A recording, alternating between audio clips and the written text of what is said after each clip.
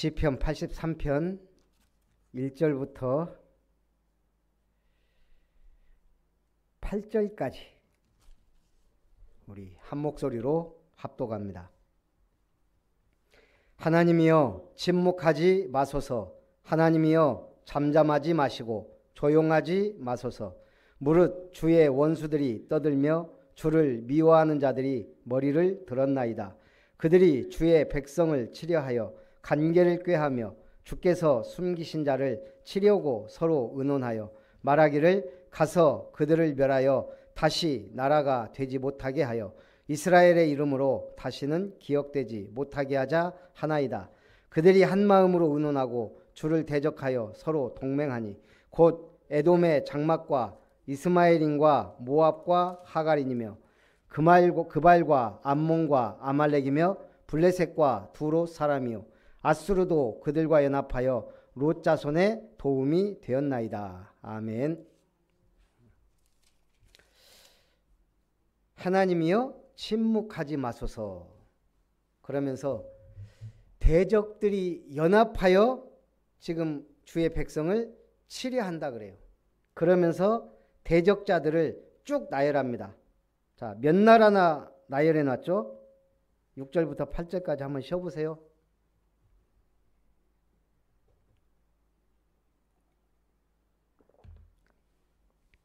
도대체 몇 개 나라가 연합하여 이스라엘을 대적하고 있습니까?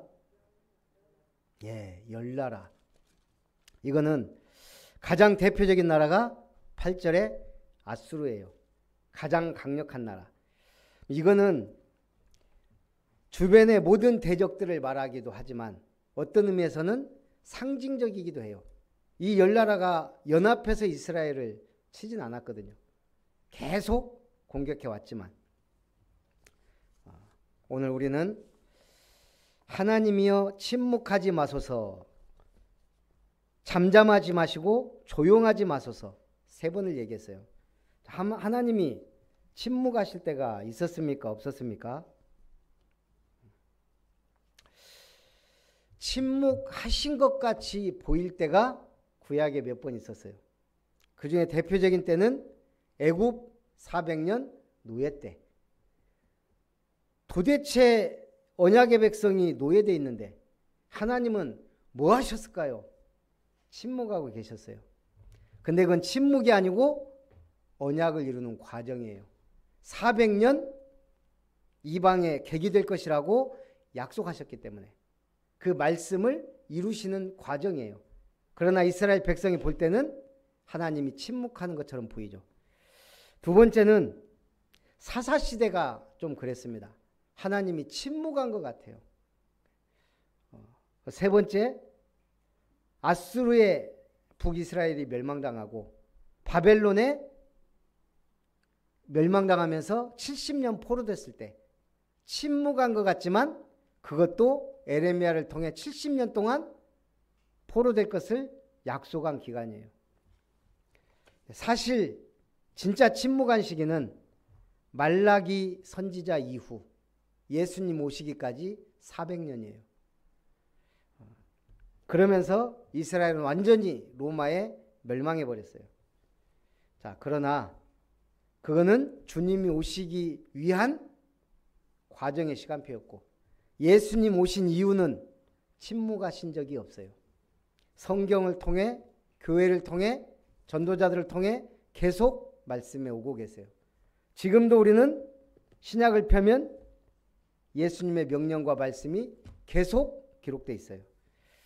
자, 그렇다면 오늘 이 시는 이스라엘 백성이 둘러싼 수많은 적들에 의해 하나님께서 도우심을 간구하는 시입니다. 자, 첫 번째 원수들의 기승과 관계입니다. 시인의 간절한 호소 1절에 하나님이여 침묵, 잠잠, 조용하지 마소서 계속 강조하고 있는 거예요. 그러나 우리는 그걸 기억해야 돼요. 하나님은 사랑의 하나님이요 인자의 하나님이요 긍휼의 하나님이요 언약을 이루어 가신 하나님이에요. 하나님이 가만히 있다고 해서 능력이 없는 게 아니고 하나님이 잠잠하다고 해서 가만히 계신 게 아니란 얘기예요.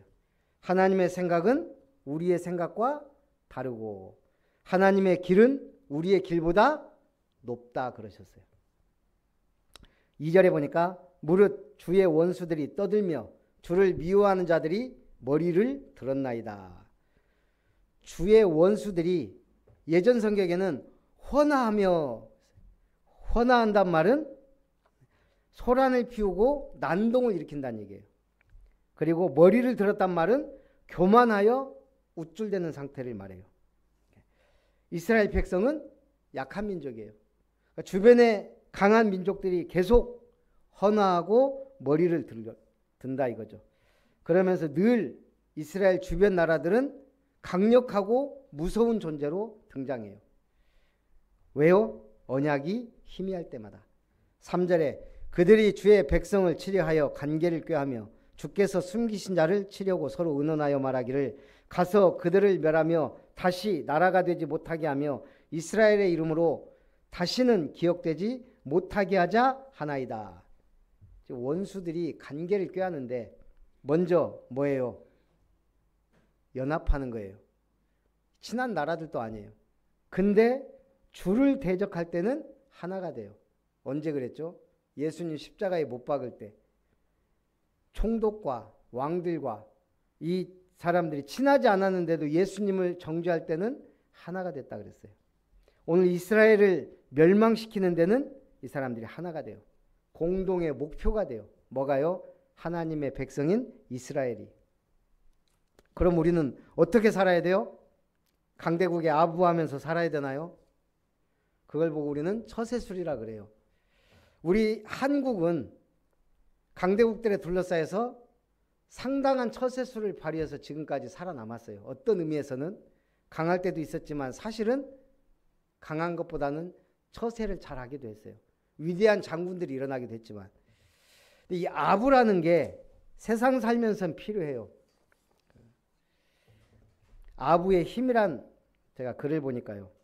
돈도 없고 글재주도 없는 어느 선비가 벼슬은 해야 되겠고 너무 벼슬이 하고 싶은 거예요. 무작정 한양으로 올라갔어요. 무작정 올라간 게 아니에요. 자기가 갖고 있는 기술을 써먹으려고. 그게 아부의 기술이에요. 이 사람은 아부를 잘해. 내가 어떻게 아부를 하든 높은 양반 눈에 들어서 반드시 출세를 하겠다. 그럼 그때 당시에 최고의 권력가가 누구냐? 흥선대원군이에요. 이 사람이 흥선대원군 운영군 집에 드나들기 시작하는 거예요. 흥선대원군이 뭘 좋아하죠? 난초 그리는 걸 좋아해요. 그러니까 내가 난초 그릴 때 아부를 엄청 빡시게 해야지. 딱 가면 이 서울 빼꼼이들이 먼저 서울 선배들이 아부를 해버리니까 자기 차례가 돌아오질 않는 거예요. 어느 순간 대원군이 그림 그리려고 딱 붓을 든 순간 바로 아부를 해버린 거예요. 대감 난이 끝내줍니다. 한마디로. 이 대감이 기가 막혀가지고 아니 아직 붓도 들자마자 난이 잘 되었다고 하는가? 도대체 뉘신가? 아무리 대쪽 같은 대원군도 아부에는 기분이 좋은 거예요. 이 사람이 자기 전주이씨라고 어필하면서 아부를 막 떤 거예요. 그러니까 이 대원군이 그에게 수령짜리 하나를 줬다 그래요. 그걸 보고 아부의 힘이라 그래요. 리처드 스탱걸이라는 사람, 그의 책 아부의 기술에서 아부는 인간관계를 최적화하기 위한 전략이라고 말합니다.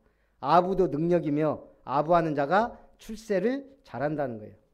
그는 엘리자베스 여왕, 마키아벨리, 저술가 데일 카네기, 지그문트 프로이드, 조지 워싱턴 초대 대통령, 빌 클린턴, 영화감독 스티븐 스필버그, 영화배우 윌 스미슨과 같은 유명인의 공통점은 아부의 달인이라고 소개를 합니다. 이 사람들이 아부를 한 하나하나 얘기를 할 수는 없지만 성공한 사람은 아부를 잘했다는 얘기예요. 한마디로 처세술이 좋았다는 얘기예요. 그러나 아부는 사람에게는 통해요. 하나님께는 아부가 통하지 않습니다. 하나님께는 뭐가 통해요? 오직 기도만이 통해요. 그리고 일은요, 진리와 복음을 위해 헌신하는 일만이 주님한테는 통할 뿐이에요. 진리를 위하여, 주님의 몸된 교회를 위하여, 복음을 위하여 하는 모든 일에 하나님은 은혜 주시고 힘 주시고 능력도 주시고 빛을 비추세요. 자, 두 번째, 이스라엘의 원수들입니다. 5절에 보니까요. 그들이 한 마음으로 의논하고 주를 대적하여 서로 동맹하니, 한 마음으로 의논하고 주를 대적하여 서로 동맹했다 그랬어요. 이 많은 나라들이 왜요? 오직 주를 대적하기 위하여, 오직 이스라엘을 멸망시키기 위하여. 신기해요. 이 사람들의 소원이 다 똑같아요. 이스라엘의 멸망이에요. 왜죠? 하나님의 기업이기 때문에. 사단의 목표는 하나예요. 하나님의 기업을 무너뜨리는 거예요. 교회는 세워지되 성도들이 믿음 없고 힘 없고 능력 없고, 교회는 아무리 많아도 제자가 세워지는 것, 말씀의 역사가 일어나는 교회를 싫어합니다. 복음 전하고 오직 전도와 선교에 올인하는 교회를 싫어하고 멸망받기를 원해요. 무너지기를 원해요. 근데 놀라운 것은 이스라엘 민족 주변에 많은 민족들이 각각 영토를 유지하며 생활해요. 서로 빼앗고 뺏기고 싸우기도 해요. 그러나 이스라엘을 대적할 때 연합했다 그랬어요. 이 연합한 10나라, 에돔, 이스마엘, 암몬, 모압, 하갈, 그발, 아말렉, 블레셋, 두로와 아수르, 이 중에는 이스라엘의 형제 국가도 있어요. 또한 완전 적대 국가도 있어요. 그럼 10나라, 6절에서 8절에 보니까요. 한 나라씩 살펴보면 에돔은 이스라엘의 고대 적으로 사실 에서의 후손이에요. 세일 언덕에 거하는. 어떤 의미에서는 이스라엘과 형제 국가일 수도 있어요. 그런데 항상 이스라엘을 대적해요. 이스마엘은 이삭의 배다른 형이에요. 그럼에도 늘 낙타무역을 주업으로 하면서 이스라엘을 괴롭혔어요. 암몬은 모압과 함께 롯의 자손이에요. 그럼에도 이 암몬 모압은 계속 이스라엘을 괴롭힙니다. 요르단 지역에 거주하면서. 또 모압은 이스라엘이 가나안으로 갈 때 옆으로 지나가는 것조차 허락하지 않았어요. 그래서 결국 모압 왕 발락이 이스라엘을 저주하기 위해 발람 선지자를 고용한 것은 성경에 중요하게 기록해 놓고 있어요. 하갈은 요단강 동쪽에 있던 유목민으로 아수르 문헌에도 잘 알려져 있습니다. 그발 민족은 아마 사해 남쪽에 거주하던 게발 민족과 동일한 족속으로 추정합니다. 아말렉 민족은 에서의 후손이에요. 여기도 이스라엘 남쪽 지역에 살다가 사울 왕에 의해 정복됩니다. 블레셋 민족은 사사 삼손과 다윗이 통치하던 때 계속 공격하던 이스라엘 괴롭히던 민족이에요. 이 블레셋에서 아마 팔레스타인이 나왔다는 말도 있으니까. 두로는 페니키아 남쪽 주요 도시로서 성전 건축을 도와 목재와 기술자를 공급해 주었던 나라입니다. 아수르는 우리가 잘 알듯이 7, 8세기 중반까지 힘이 강성했던 민족, BC 7, 8세기예요. 북왕국 이스라엘을 멸망시킨 민족입니다. 이 나라들이 힘을 합하여 이스라엘을 대적한다고 지금 시인은 말하고 있어요. 세 번째, 원수들에 대해 하나님께서 처리할 것을 호소합니다. 9절에 주는 미디안인에게 행하신 것 같이 기손 시내에서 시스라와 야빈에게 행하신 것 같이 그들에게도 행하소서. 그들은 엔돌에서 패망하여 땅에 거름이 되었나이다. 11절에 그들의 귀인들이 오렙과 스앱 같게 하시며 그들의 모든 고관들은 세바와 살문나와 같게 하소서. 여기서 지금 원수들이 패망할 것 같이 얘기하면서 누구 얘기를 합니까? 9절에 주는 미디안인에게 행한 것 같이 기손 시내에서 시스라와 야빈에게 행하신 것 같이 그들에게도 행하소서. 미디안 하면 떠오르는 인물 기드온이죠. 당시 미디안 군대가 13만 5천 명이 쳐들어왔어요. 당시 그 고대 근동 지역에 이스라엘을 놓고 볼 때 적은 숫자가 아니에요. 옛날에 또 18만 5천 명이 쳐들어올 때는 어마어마한 숫자예요. 근데 이 13만 5천 명이 쳐들어왔을 때 하나님은 기드온에게 용사를 모집했는데 10,000명이 모였어요. 그런데 그 중에서도 다 돌려보내라 그래요. 그리고 몇 명까지 싸웠죠? 약이 아니고 딱 300명의 용사로 13만 5천 명을 멸했습니다. 이렇게 멸하신 것처럼 하나님이 역사해 달라고 말합니다. 12절에 그들이 말하기를 우리가 하나님의 목장을 우리의 소유로 취하자 하였나이다. 하나님은 한날을 천년같이, 천년을 하루같이 역사할 수 있는 분이에요. 이삭에게는 100년의 응답을 주셨고 근원의 응답도 주셨고 르호봇의 응답도 주셨어요. 오늘 우리가 볼 때는 불가능하게 보이지만 하나님이 역사하시면 기적의 문이 열리고 우리는 불신앙할지라도 하나님은 언약을 이루어가고 계세요. 13절에 나의 하나님이여 그들이 굴러가는 건불 같게 하시며 바람에 날리는 지푸라기 같게 하소서.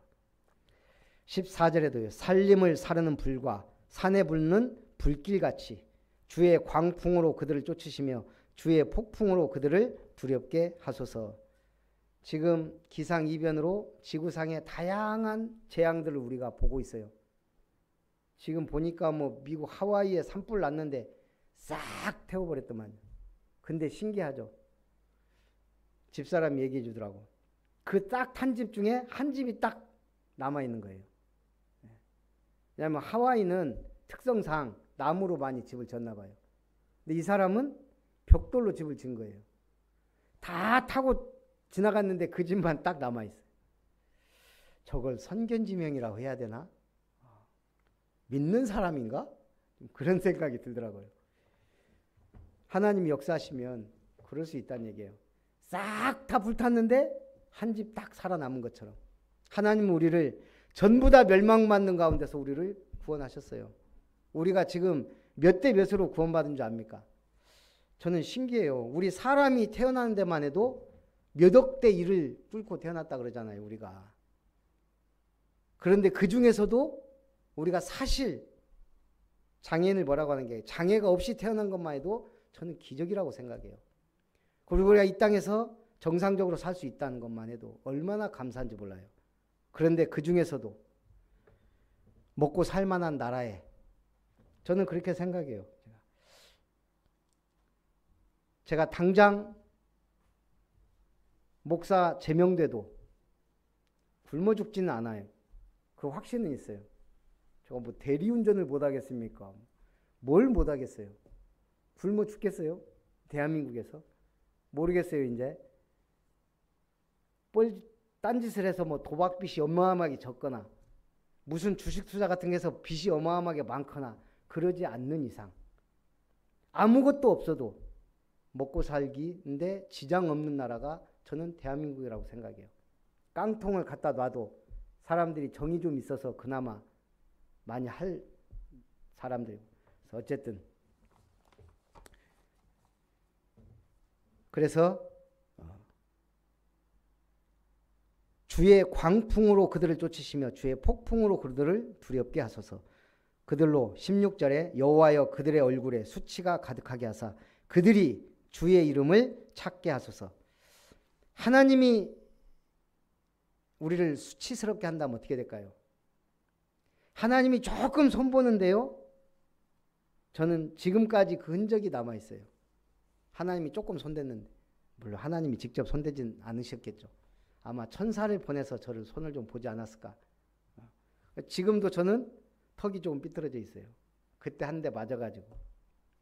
한 번 하나님이 치시면 흔적으로 영원히 잊지 말라고. 저는 거울도 볼 때마다 저는 그때의 나를 기억해요. 아, 내가 불신앙이 아니에요. 그때는 불신자처럼 살았어요. 그것도 길지도 않아요. 어머니 모태에서부터 교회 다녀가지고 딱 1년 반, 그것도 1년 반 동안 계속 교회 안 나간 것도 아니에요. 고향에 가면 2달에 한 번 교회를 갔어요. 그랬는데 하나님이 한 번 손대니까 제 평생의 흔적을 남기더라고요. 저는 그때 결심했어요. 하나님 앞에 뭐 굳이 불신앙할 건 없어요. 하나님 살아계신 건 아니까. 그러나 주일 성수만큼은 무슨 일이 있어도요. 무슨 일이 있어도 한번 된통 얻어 맞고 나니까 그래서 채찍이 중요해요. 우리 자녀들에게 한 번씩 채찍은 필요하다. 한 번 딱 저는 그 채찍으로 정신이 번쩍 든 사람이에요. 무슨 일이 있어도 주일은 빠지면 안 되는구나. 무슨 일이 있어도 주의 몸된 교회를 떠나면 안 되는구나. 그래서 제가 안 떠났겠어요? 인간이란 게 얼마나 연약하고 완악한데요. 또 살만하니까 솔직히 살만하지 않았죠. 힘들었죠. 교회를 막 떠나고 싶은 거예요. 다니기가 너무너무 힘들어요. 내 삶이 안 되니까. 그래도 이게 달라졌어요. 제가 얘기하잖아요, 늘. 그때는 보고를 했다니까요, 하나님 앞에. 하나님, 저 이번 주까지만 가고 도저히 교회 다니기가 힘이 듭니다. 은혜와 응답과 힘을 못 받으면 그렇게 돼요. 하나님이 저를 뒤집으시려고 그랬는지 모르지만 그 몇 년 동안을 교회는 다니지만 그냥 교회 진짜 왔다 갔다 하는 그런 교인으로 그냥 다닌 거예요. 그러면 제가 그냥 교회만 왔다 갔다 했을 것 같아요. 헌금을 안 했겠어요? 헌신을 안 했겠어요? 제 체질상. 교회 가면 할 건 다 해요. 청년으로서. 전도 나가자고 하면 다 나가고, 봉사 나가자고 하면 다 나가고, 목사님 하자고 하면 다 하고, 무슨 뭐 있다고 하면 다 하고. 그런데 제 마음에 뭐가 없는 거예요, 이게. 하나님 앞에 딱 보고하고 그 주간에 제가 인생 일대 응답을 받았잖아요. 하나님은 침묵하는 하나님이 아니에요.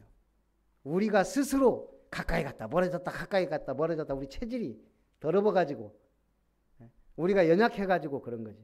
하나님은 가까웠다 멀어졌다 한 적이 없어요. 그냥 구원을 주시고 복음을 주시고 임만을 함께 하시고 교회들을 세워서 말씀도 주시고 은혜도 주시고 응답도 주시겠다고 계속 약속하셨어요.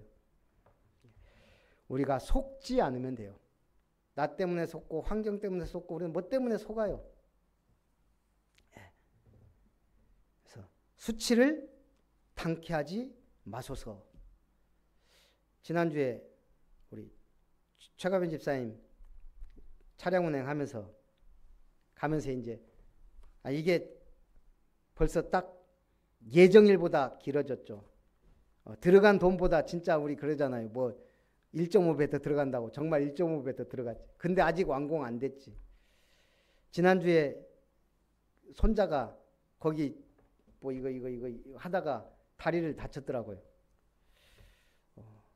그래서 뭐 어떻게 되냐 그랬더니 다행히 30kg짜리가 떨어졌는데 뼈는 안 부러지고 허벅지만 다쳤다고 해서 오늘 한국여행 가봤더니 있더라고요.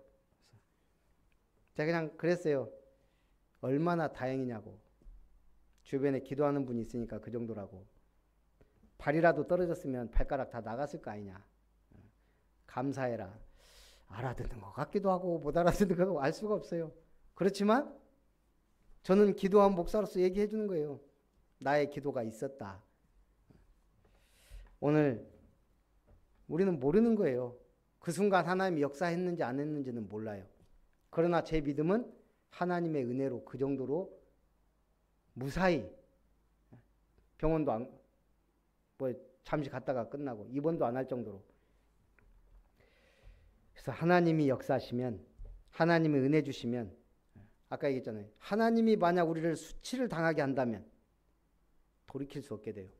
그러나 만약 하나님이 우리를 영광스럽게 한다면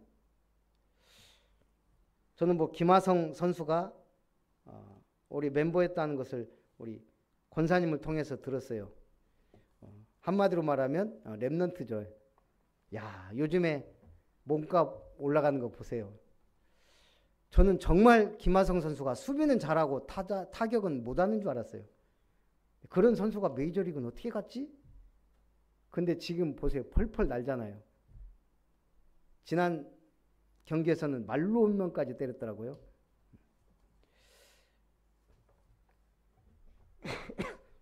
그래서 하나님이 영광스럽게 하면 자, 우리 미국 시카고의 명문 휘튼 대학교 기독교 대학교의 명문이에요.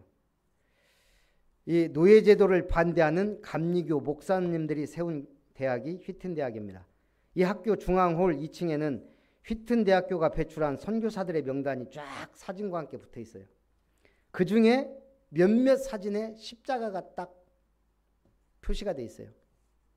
왜 선교사님들 중에 몇몇 분에게만 십자가가 있을까요? 순교자들이에요. 이 복음을 전하다 중에서도 기독교 순교사의 금자탑이라 할 만큼 두드러진 인물이 서머나 교회 감독 폴리캅입니다. 2세기 초중엽 서머나 교회에서 복음을 전하던 폴리캅은 86세까지 교회를 위해 봉사했어요. 고결한 인격의 소유자였기에 믿는 사람은 물론 믿지 않는 사람들까지, 심지어 기독교를 핍박하는 사람들까지도 그를 존경했다 그래요. 그런데 결국 법 때문에 법 앞에서 폴리캅을 죽일 수밖에 없었어요. 그때 사형 집행인이 폴리캅에게 한 유명한 말이 있어요. 폴리캅 감독이여, 나는 당신이 이 나이 먹은 몸으로 비참하게 죽는 걸 원치 않는다. 거짓이라도 예수님을 부인하면 살 수 있게 해주겠다.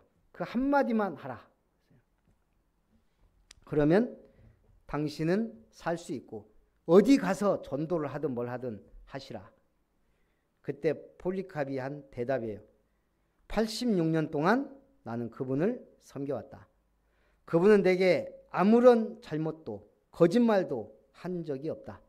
내가 어찌 그를 부인할 수 있겠냐. 그리고 나서 세계와 교회를 위해 큰 소리로 기도한 뒤에 화형에 처해졌습니다. 86세. 오늘 그런 분들의 피값으로 사실은 교회가 이어져 왔고 우리가 이 복을 받고 있는 거예요. 오늘 결론입니다. 하나님은 잠잠하신 것 같지만 잠잠하신 적이 없어요. 태초로부터 지금까지. 그렇다면 우리는 어떻게 살아야 돼요? 시작이 중요해요. 하루의 시작은 새벽 기도가 시작이에요. 어떤 형태로든 하루 시작을 하나님과 통해야 돼요. 1년의 시작은요. 1년의 시작은 하나님 씨는 비전이에요. 그래서 우리는 2023년의 시작은 망대를 세우라예요. 다른 기도 할 거 없어요. 사실은 하나님 망대를 세우게 하옵소서. 그 망대 중에는 중직자의 망대도 돼요. 중직자 임직 받는 것도 내가 중직자의 망대가 되는 거예요. 또 내가 내 집 교회에서 말씀 운동을 하는 것도 망대를 세우는 거예요. 새벽 제단을 쌓는 것도 새벽 망대를 세우는 거예요. 모든 것에 붙일 수 있어요. 내가 누군가에게 복음을 전하는 것은 내가 망대가 되어서 빛을 비추는 거예요. 망대를 세우시기 바랍니다. 일주일의 시작은요. 주일 강단 말씀을 받는 순간이 일주일의 시작이에요. 저는 그렇게 보고 있어요. 그래서 그 말씀을 받는 순간부터 일주일의 삶이 응답이 시작이 되는 거예요. 그래서 우리는 우선순위가 중요해요. 우선순위만 바르게 되면 다른 모든 것들은 되어지게 돼 있어요. 그 은혜와 축복이 임하기를 주님의 이름으로 축복합니다. 살아계신 하나님, 오늘 3일 밤 예배를 통하여 하나님이여 침묵하지 마소서라는 말씀으로 은혜 주신 것을 감사드립니다. 우리가 오직 주님의 몸된 교회와 복음과 하나님의 나라를 위하여 우선순위를 바르게 하고 응답받는 증인들이 되고 제자가 되고 하나님의 말씀 성취에 증인이 될 수 있도록 축복하심을 감사드리며 살아계신 주 예수님의 이름으로 기도하옵나이다. 아멘. 우리 찬송 563장 찬송합니다.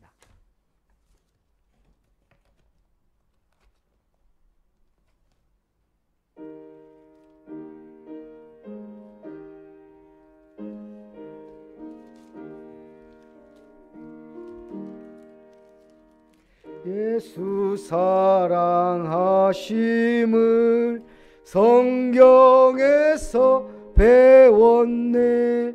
우리들은 약하나 예수 권세 많도다. 날 사랑하심, 날 사랑하심, 날 사랑하심, 성경에 쓰였네. 나를 사랑하시고 나의 죄를 다 씻어 하늘 문을 여시고 들어가게 하시네. 날 사랑하심, 날 사랑하심, 날 사랑하심, 성경에 쓰였네.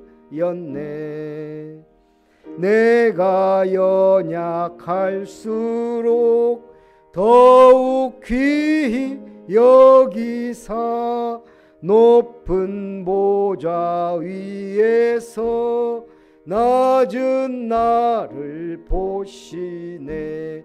날 사랑하심, 날 사랑하심, 날 사랑하심, 성경에 쓰였네.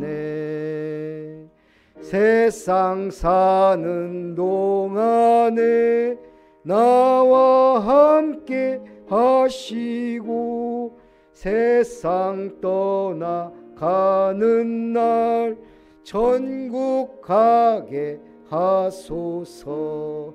날 사랑하심, 날 사랑하심, 날 사랑하심, 성경에 쓰였네. 아멘.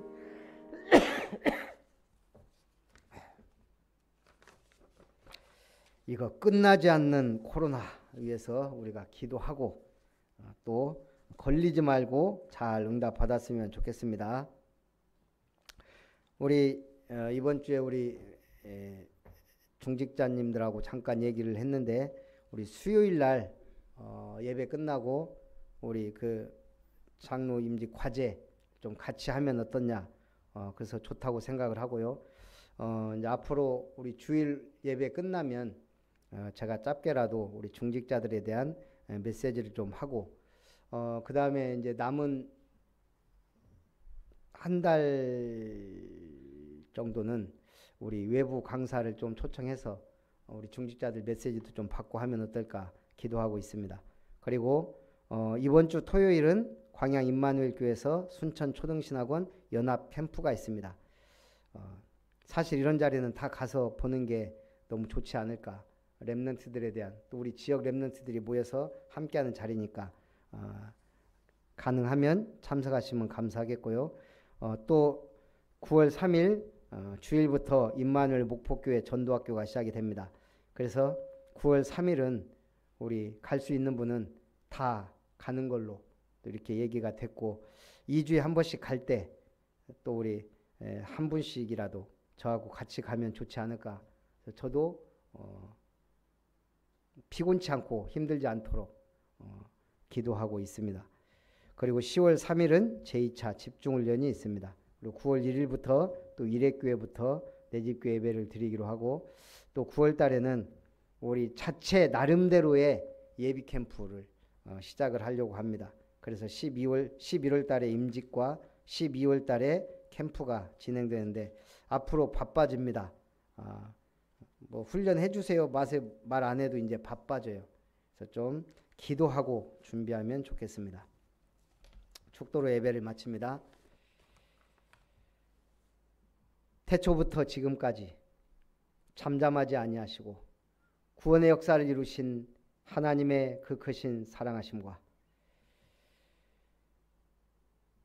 언약을 성취하시고 지금도 보좌의 능력으로 함께 하시는 주 예수님의 놀라우신 은혜와 우리를 성전 삼고 임마누엘 함께 하시는 성령 하나님의 내주 교통 충만 역사하심이 하나님이 잠잠치 아니하시고 항상 함께 하시며 언약을 이루시며 말씀을 이루시며 은혜를 베푸심을 알고 하루를 새벽을 깨우며 일주일을 예배로부터 말씀으로 시작하며 1년을 망대를 세우는 응답 속에서 승리하기를 원하는 예배의 승리자들 위해 아름다운 교회 모든 형제 자매들 위해 우리 렘넌트들 위해 세워질 아름다운 교회와 이름터 위에 이제로부터 영원토록 항상 함께 있을지어다.